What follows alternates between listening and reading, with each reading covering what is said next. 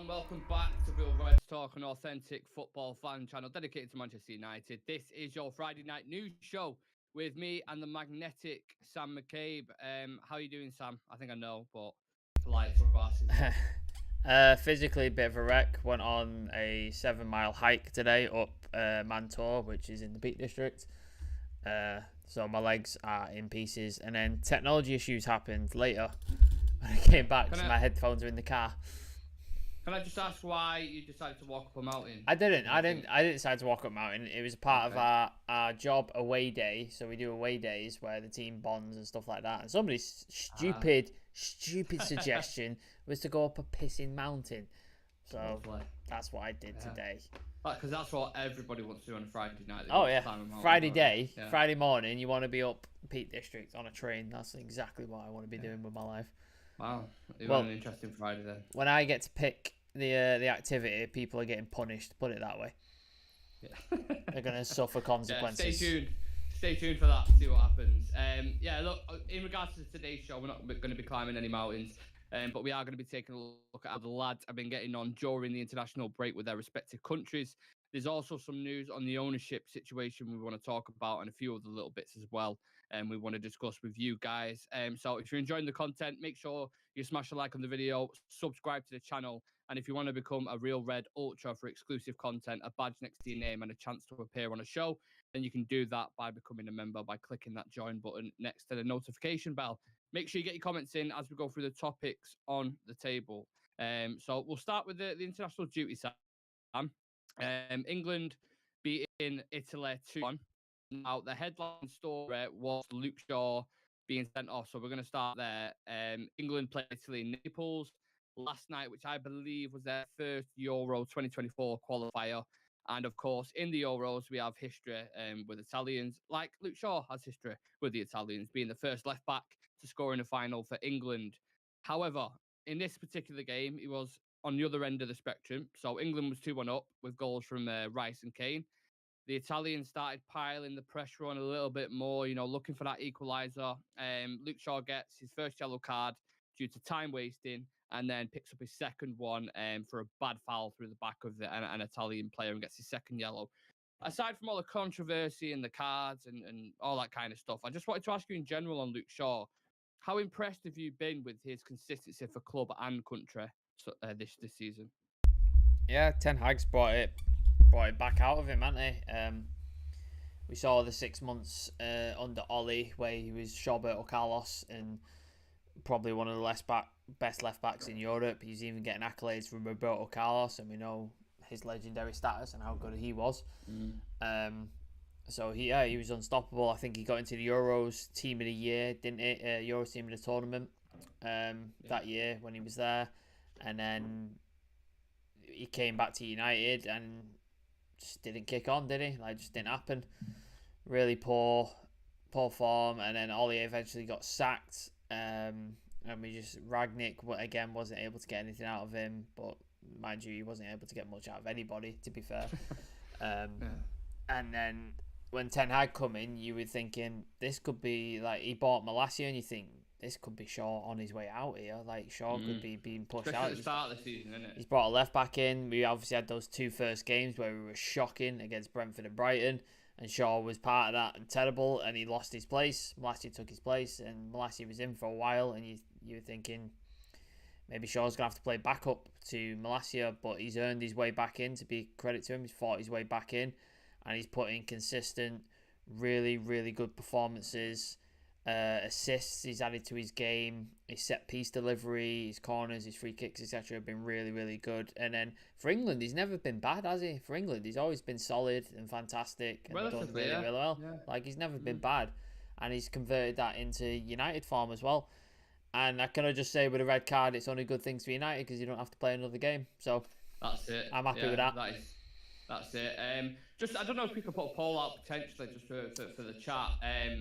Where would you rank him? It's a question for you as well, Sam. Where would you rank him amongst current left backs in Europe? So I don't know if you do 1, 2, 3, 4 maybe as one. Would you rank him as the best, second best, third best? And who would you put in front of him currently on form. If you don't think he's at the top of his game at the minute. Dave's saying going to take them to watch Spurs, so that's the punishment. I mean Dan, my mate Dan, who will be on the channel when we play Spurs, who's part of my work. He is a Spurs fan, so I don't think he'd. Well, actually, he probably would mind this season because it's been shit. So. Yeah, he probably would mind, but I don't think I'm that mean where I'm going to subject someone to bloody go watching Spurs because that would be that is torture, isn't it? Watching Spurs. That'd be extremely cruel. Yeah, I'm just sorry I didn't load up the chat, so you keep chatting and I will load up the chat and then it's all right. You know what? I'll throw my opinion and my 2 cents on it where I'd rank him amongst current left backs. I think first and foremost, you talk about the Premier League. I don't think there's a better left back in the Premier League than him currently. Right now, and we know the Premier League is the toughest league in Europe, the most competitive league, should I say. If I'm thinking of other left backs around Europe, it's hard to even think. Alphonso Davies has come back into form for Bayern Munich. He's been really good. I don't know if you consider Cancelo as a left back or a right back. He got kicked out of City, didn't he? He got kicked out of City, so. But I think that was more like because he wanted game time and Pep likes rotating, he likes keeping it fresh. But he had a really good game last night, Cancelo, which was on top of it. So I don't know if you consider him as a left back or a right back, but I don't know. Sam, any shouts you want to throw out there for left backs? Like I can't. I'm struggling to think of ones that are competing with him at the minute. Open to the chat as well. Maybe he plays left back for Arsenal. Zinchenko's had a good season. Yeah, that's fair. You could chuck him in. You could chuck in maybe. Cancelo would be another shout. City are not really playing with a true left back, are they? Like they're playing. Okay. In fairness, yeah, he's playing all right.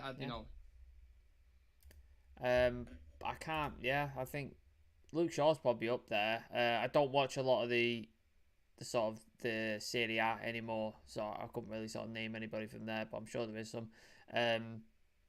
Doesn't Thingy Theo Hernandez, don't he play left back? Yeah, that's a very good shout as well for AC Milan. Could chuck him in there. He's been pretty good.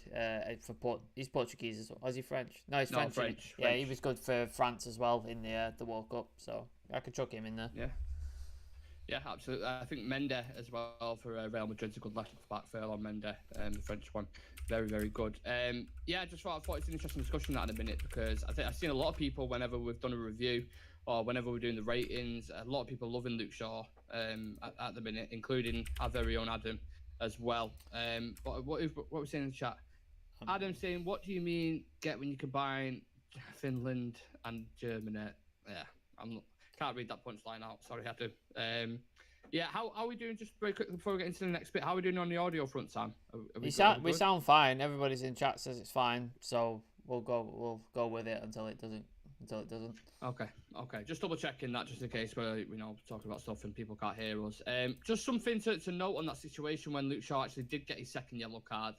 I don't know if many people watched the game yesterday, but Maguire was on the deck from a knock. He looked injured. There was a potential claim for handball in their box.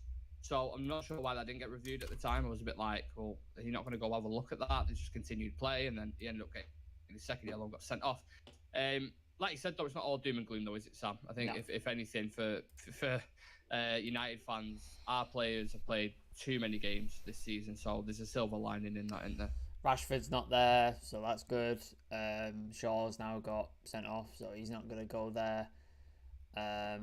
So they're good news for United. Obviously, Varane's retired from international football, so that's good news for us. He doesn't have to sort of go worrying about playing and stuff like that. Casemiro suspended for 4 games, so I mean he can play as many games as he wants, can't he? Because he's not going to play for us for another 3 games, so that's fine. The worries are Licha, Bruno, Dalot, and possibly Sabitzer because he's a captain in Austria tonight, I believe. So yeah, there's a little bit of a worry there, but I'm not mega worried. Again, international football, I don't get excited for it anymore. It's just not fun for me anymore. As an England fan, anyway, until we get a decent manager, and it's just not fun for me anymore. Yeah, no Varane either, which is nice, isn't it? It's just nice to be like not having to worry about Varane snapping his knee or coming back and being out for 2 weeks. So yeah, that's a nice worry. Sticking with the theme of centre backs, Harry Maguire again, not sure if people saw the game yesterday. I appreciate if you didn't watch it because international football is very, very dull and boring. But as we do shows like this, it's our absolute duty to watch it. So very clumsy for Italy's goal. Just Maguire doing Maguire things yesterday. I'm not sure why Southgate relentlessly plays him when you've got an absolute baller in Tamora. How's he not getting in the team? Honest to God, I don't. It's the one. All the other players, like, why is Gallagher in the team? I don't get it because I don't think he's amazing. How is Tomori not getting in this team? It's crazy, and I think maybe an argument that people throw out there is the fact that it's in the Premier League and it's Serie A, but like, look how bad Maguire's not even starting for us. He's playing the odd cup game. And he was shit for England last night. So it's not even... The argument at the time was like, well, he always plays good for England, so it's warranted and there's merit in it. But now he's not even playing good for England. This guy, as we know, is he's too error-prone. He's not quick. He's not mobile. He can't scan. He makes other players next to him look absolutely terrible. I don't understand. It's such a frustration with how he relentlessly plays for England. And this is what's starting to... I'm starting to lose my love a little bit with England. I'm not going to lie, because... After that World Cup going out, Kane missing the penalty, it just drained me of everything. And now I felt like Southgate needed to shake it up a little bit, and he's still picking certain ones. He's still picking Maguire, and it's just like, how do you expect to progress? Like, we were discussing Pep then, how he shakes things up and he rotates and keeps it fresh, and Southgate doesn't do that at all. How confident are you Maguire goes in the summer? I mean, I hope so. I really do hope so. I obviously Ten Hag doesn't fancy him because he's not playing him. He plays in the odd cup game when rotation's needed. He's even played Shaw at centre back, like, rather than playing Maguire at times. So obviously he doesn't rate him. So he's not mobile enough. He's not quick enough. He's not good enough on the ball. He's shit with a high line. He's shit at transition. Like, he's no good at any of the stuff Ten Hag wants to do with the team. So I don't understand why he would stay. Especially if he's not playing and he wants to play football, which he seems to do from, like, what he's been saying. He said he wants to be playing. So I think the best thing for all parties, for United and for Maguire, would for him to go. On Southgate, again, like, the substitutions and the changes, he doesn't make proactive changes. He just decides, he makes the obvious choice. Like, if you were going to guess what substitution he was going to make yesterday, it would be Foden for... Like Ollie did, do you mean? Yeah, it'd be Foden for Grealish, wouldn't it? That's what he does every time. It's the fucking same. Like, even Italy knew what he was going to do. And it's just like, come on, man. Like, things are not working. Let's change tactics. Let's change things up. Let's change what you're doing. But now I'm just going to bring on like for like. That's it. That's all I'm going to do. Yeah. And it's just, he's boring as a manager. He's, like, tactically naive. And I just think we should have let him go after the summer. The Christmas World Cup. And be like, thank you very much. Thank you for getting us further than any manager ever has. But you're at the end of the road, and then get somebody new in, get someone with fresh ideas, fresh sort of perspective. Shout out to Shah Sam in the chat. First member of the Real Reds Ultra. Appreciate the support. Shaw, definitely top 5 in the world. Dave Lewis, Dallo was rested for Portugal. Leacher tends to be a bench player somehow for Argentina. Yeah, that's mental. But again, good for United. I'm going to touch on them too very shortly. And then Dave is also saying, say yes because we're biased, but he's undoubtedly top 5. I think that's on Shaw. Yeah, I think that's a fair... It's hard to say he's the absolute best in a minute because there is left-backs out there who are performing as good as him. But definitely top 5, definitely. And we're lucky to have him. I think our defence in general has been pretty solid, obviously aside from the obvious results, which we don't discuss anymore. But yeah, big up to everyone in the chat. We are going to discuss the ownership situation towards the end, so make sure you stick with us for that. We've just got a couple more players we want to discuss. Rashford, Bruno Fernandes, and a couple other cameos as well. We'll start with Rashford, Sam. We know he's in New York currently with his girlfriend living his best life. Yeah. He said he picked up a knock in the Fulham game, but we knew that was, Fergie tactics being deployed. He, like Shaw, he needed that rest, don't he? And what's the point in going when Southgate's just going to fucking bench up? Yeah. I that's why it annoyed me when he went to the World Cup, because I'm just like, this guy's in the form of his life. And he's one of our best players in needing it. And he went to the World Cup and played, I think it was 50 minutes total. And he was one of the best players in the league at the time. And obviously he's gone on to do even better. and people like Sterling, who is majorly out of form, were playing over him, and I don't understand it. I really Staleness, didn't. innit? That's the thing, stale. That's what I mean. It's Southgate. He just sticks with what it's like, much like Ollie. He just sticks with who he knows, and he doesn't change shit. Like even when it's not working, he doesn't change it. And you've got somebody like Marcus Rashford on the bench, and you're not using him. It's like this guy could change the game for you. You've got people like Tomori, and you're not even selecting him. You've got Ivan Toney, who's not getting a sniff.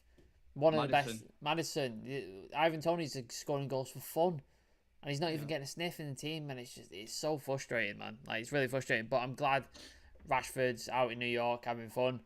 He had a very expensive Louis Vuitton bag on. Look, watch yourself out for that, mate. Don't get that robbed off you when you're walking the streets. It's a bad idea. But yeah, glad he's having a rest. Glad he's going to be able to recharge, much like Varane as well. Nice little recharge, nice little 2-week rest. Yeah. It's going to be only good things for United. Yeah, from rest to the lack of rest, Bruno Fernandes played another 89 minutes in a 4-0 win over Liechtenstein. Is how you pronounce it? That was clear. 2 goals from Ronaldo, a player we're obviously very familiar with. A goal from Bernardo Silva and a goal from Cancelo as well. Basically killed the game off. Now, prior to this game, Sam, we knew the stat that was floating about. Bruno Fernandes had played 3,751 minutes, the most minutes from any player in Europe, and that's including goalkeepers as well. That is now, of course, 3,840 minutes, and the numbers just keep adding up, don't they? Yeah, he's again. I think we've touched on this. He's one of those players who will just play every game, all the time, no matter what happens, and doesn't touch wood, doesn't seem to get injured. But touch wood, yeah, absolutely. Because I can't imagine, no matter what player you are, at some point it doesn't catch up to you. The tiredness, the legs, and stuff like that. It has to catch up to him at some point. And who do we have to compete with Bruno in the number 10? Anyone? That's it, Sancho, maybe? No, like Sancho's the only one. The only player who could do a job there is Sabitzer, to be honest. Yeah. But Sancho's been played there, but I don't think he's been great when he's played there. I don't know how long Eriksen is still going to be away for. They said April. Yeah, they said April, but he's put his boots. He's in football training now. He's got his boots on. Yeah. For his Instagram. So, but again, it's going to take him a bit to get back up to speed and match fitness and match sharpness. Yeah. So he could play a 10 theoretically, but yeah, if Bruno goes out, we're struggling there because Donny's out for the season. You could arguably play there, but he wasn't playing that well either from the beginning. So yeah, it's worrying that Bruno's playing the amount of minutes he is. I just hope his streak of not being injured continues, just so we don't have to sort of worry about that. I struggle to grasp how he's playing this many games. I think it's inhuman. He must have lapped people at cross country when he used to do that back in school. His tanks never. We have to start calling him Bruno Farah. The amount of fucking distance that guy covers is unbelievable. It's him, Rashford. Sure, you could probably throw into that category as well. The robustness of them, the energy they've got. I remember, I don't know if it was the last game against Fulham. He was getting a little bit rinsed on the right-hand side. I can't remember what game it was. And it was after like a very, very tough run of fixtures. And he was just continuous, like up and down, up and down. And I don't think Bruno Fernandes needed to play 89 minutes with all due respect. Like, it's not a decent team, is it? No, and also it's not like Portugal lacking options in that position, are they? Like, they've got players that can play there. You've got João Felix who can play there, like Bernardo Silva can play there. So you've got people who can play in that position. You don't need to play him for the entire 89 minutes. Like, if you want to give him game time, sure, bring him on last 20 minutes or take him off at half time. Like you said, Liechtenstein, it's not a big team. It's not a Germany and Italy or whatever. So. But it makes sense to me that it's just like, we'll just take him off. Even 45 minutes, you're obviously 2-0 up, 3-0 up. Where it just doesn't need to fucking play, man. His performance was good though. I was looking through his stats before. He had 5 out of 6 long balls, 86 touches, 8 key passes, 3 out of 9 crosses, and 1 big chance created as well. So typically influential, Mr. Bruno Fernandes. There was other cameos as well from United players. Lissandro had 45 minutes for Argentina in Buenos Aires, where the crowd was. Did you see the crowd, by the way? The video. I know. I imagine it's mental though. South America. Absolutely electric. I'd advise anyone to go watch that now who's watching this. Well, after the show, obviously, but just search the game they played against Panama. I think they beat them 2-0. but it was all in the lineup, and the noise was deafening, absolutely deafening. There's just blue smoke everywhere. Unbelievable. I would love to go to a South American football game, like a River Plate or a Boca Juniors type. That would be. I'd love to just in the home end. Obviously not in the away end because I'll get murdered, but in the home end, that'd be fantastic. I think you'd be all right if you had a River Plate thing on, wouldn't you? It just depends what fucking thing. Well, no, if you Boca Juniors and you're at Boca Juniors ground and you're wearing a River Plate top, probably not going to go down that well. You know what I mean? So like, great. But I'd love to go see it. That'd be amazing. Sorry, was it Marcus Rash? Not Marcus Rash. Fucking hell. Was it Marcus Rojo? Didn't he pick up a fire extinguisher or something in the derby? Have you seen it? It doesn't surprise me. He's fucking mental. Have Marcus. You not seen that? No, Marcus Rojo. He's mental. He's like going off. I don't know what it is. I don't know if they're celebrating or if it's they're going at the other team. You just see him pick his fire extinguisher up off the wall, and he goes like he's running after someone, or he throws it on the floor, and just like. This guy's a fucking absolute mental nutcase. Well, he was saying, wasn't he, when is it Pogba got the documentary? He was asking his agent why he's not getting a documentary made about him. It's just like, for fuck's sake, man. We've actually had some nutters at United when you think about it. Oh, he's out. Think about the past like 10, 20 years, we've had some nutcases in our team. Him and Bailly, you're up there. They're both nutcases. Yeah, by Vidic in his own right was a nutcase. Lissandro in his own right is a bit of a nutcase. Seems to be a reoccurring theme there when it comes to the transfers. There's other players who's been on duty, but a lot of them on the bench. There's a couple playing tonight, which we'll discuss towards the end as well. I want to see how them games are getting on, because they're currently probably about half time now in the fixture. So I'll be nice to get a little update on them. Before we do that, I want to talk about the ownership situation, Sam. Yep. And as of early evening, Sheikh Jassim bid has not been placed yet. His improved offer. It's incoming and will be improved. Several groups have placed second offers, including Sir Jim Ratcliffe, as well as others wishing to finance, with minority invest. Something that came out, I'm not sure what time. I think one of you guys put it into the chat, which I was aware of. I think Adam put it in, yeah. Yeah. People close to the negotiations told Sportico Al Thani's most recent bid for the team appears to be in the ballpark of $6 billion. Now, were these the same guys who broke the story on Todd Bowley? Was it? Yeah, because Todd Bowley come out of nowhere, didn't he? Like, there was all these people going in for Chelsea, and then I think didn't Sir Jim Ratcliffe make a late bid as well after the deadline for him? Yeah. And then Todd Bowley come out of nowhere because they were rumoring there was this other American one, the guy who owned, was it the Red Sox or something, or the Red Sox? Yeah, the Ricketts. They were like the front runners, weren't they, the entire time? And then Todd Bowley was just out of nowhere. But apparently, Sportico were the one who broke that story, so they do have some sort of legitimacy, I suppose, if they're breaking that story. Again, I don't know. I'm not ITK, as you know.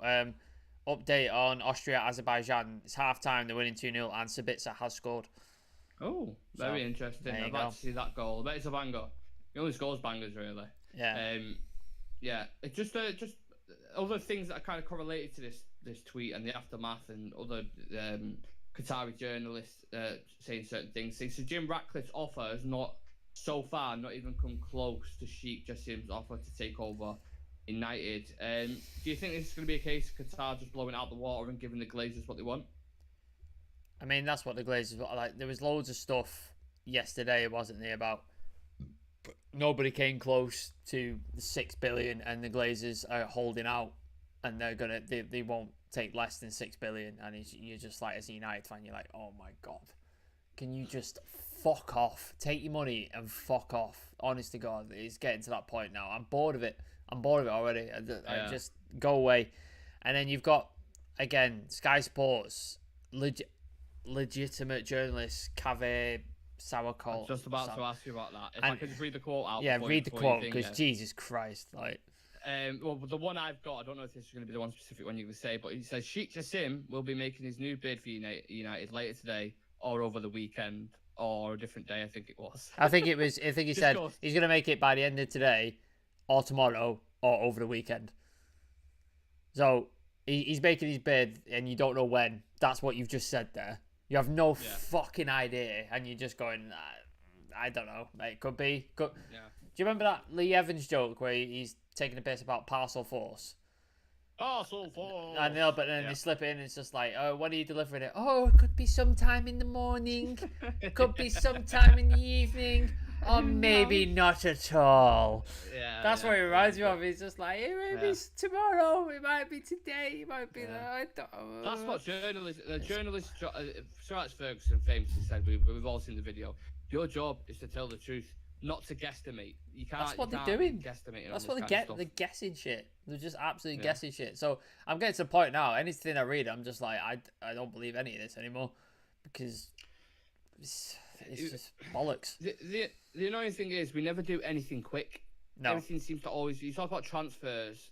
Oh, Bruno Fernandes, how long that took. Jadon Sancho took fucking years to get over the line. Like so many transfers, and they carry it into the business as well. I understand they're trying to milk it for. Well, I don't understand it. I don't like it, but I know why they're trying to milk it and why they're trying to drag it out for as long as they can. And I know why the Rain Group are heavily involved in this as well. So this is something I think it was Simon Jordan on Talk Shit. And in fairness to him, he obviously knows how the whole situation works because he's been a previous owner himself. Yeah. And he was touching on how the Rain Group will have every bit of media at the minute just spinning every single web they possibly can to raise the hype about it and to raise attention and awareness and to get every single person they possibly can to bid. Push the price up. It. Just push the price up as much as possible. Push the fucking price up. So maybe I've been naive myself because obviously I'm going off trusted journalists, but where are these journalists getting their information from? They're not financial reporters. They're not. I think Mike Keegan's the one I do trust. I'll tend to because he has. But he got it wrong as well. He got it wrong. But yeah, that's what I mean. So it's so hard to. You don't know who, because usually you go to your Romanos, bank on a minute. Every single day. When it comes to transfer news, it's pretty fucking accurate. Yeah. I don't think there's been one of that kind of ilk when it comes to this story because you don't know who's putting what into where.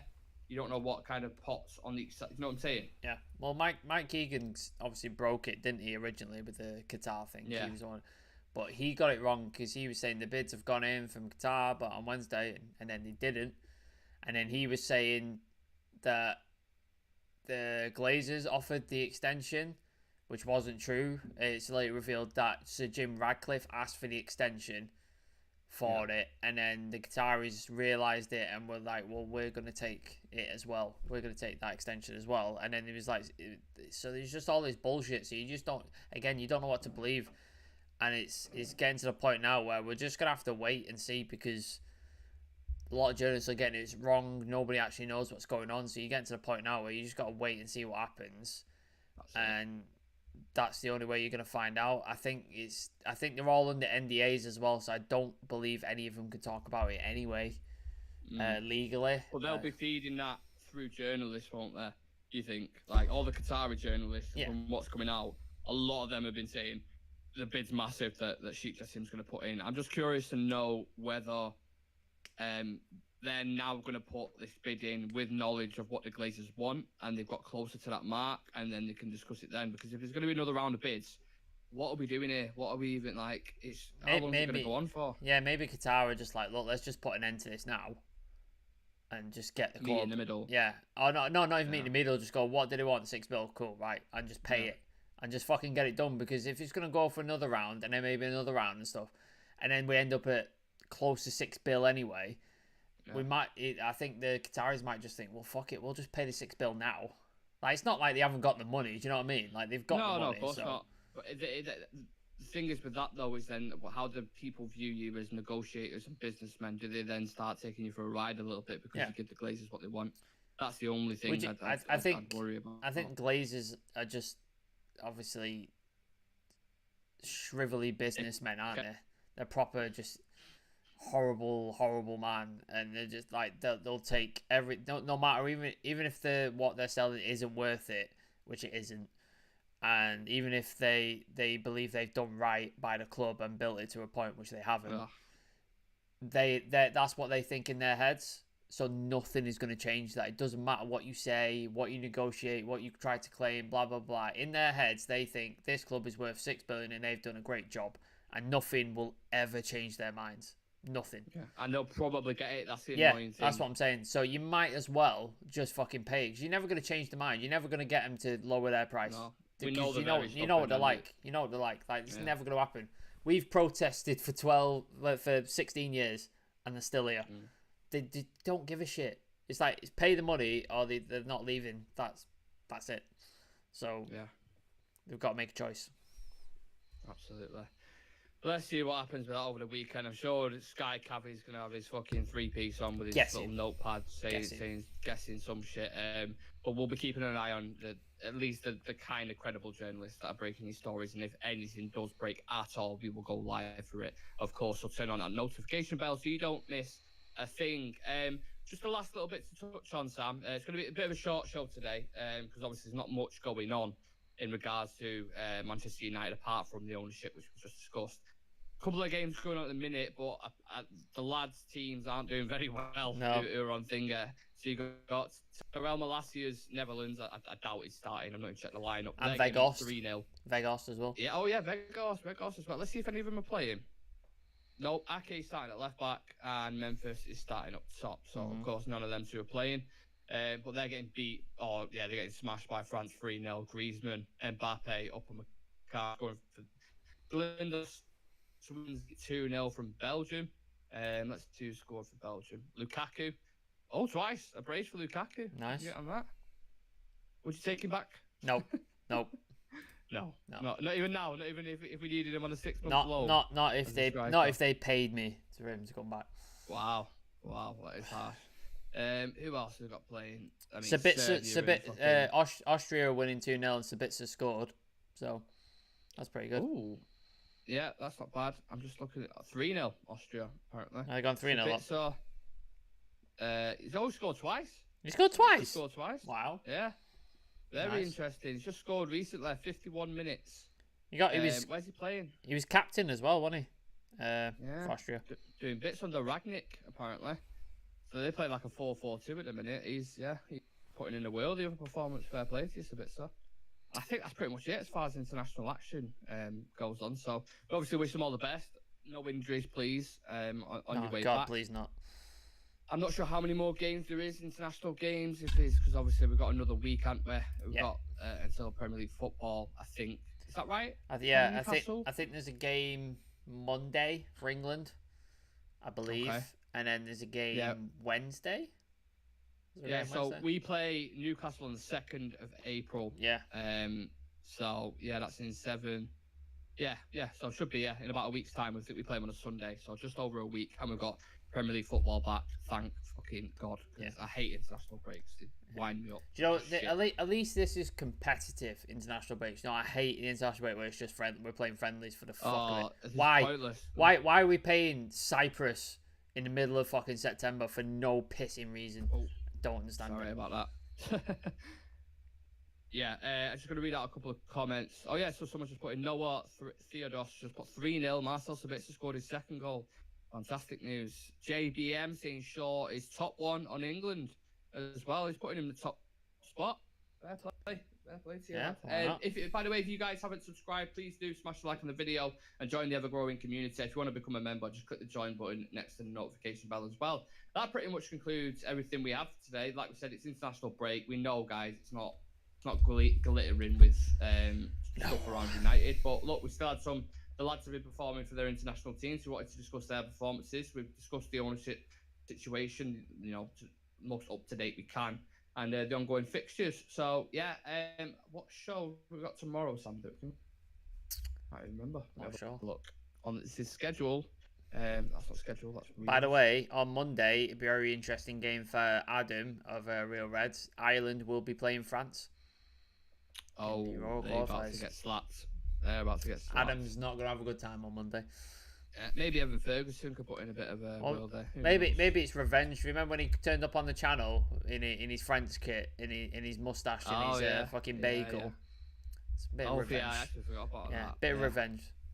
Yeah, absolutely. So nothing's scheduled for tomorrow, but I will go. Trust me, I'll go live if something is going to break about the owners and the takeover. So I'll definitely go live for that. That's why I'm saying turning notification bells on so you don't miss a thing, because you might miss it.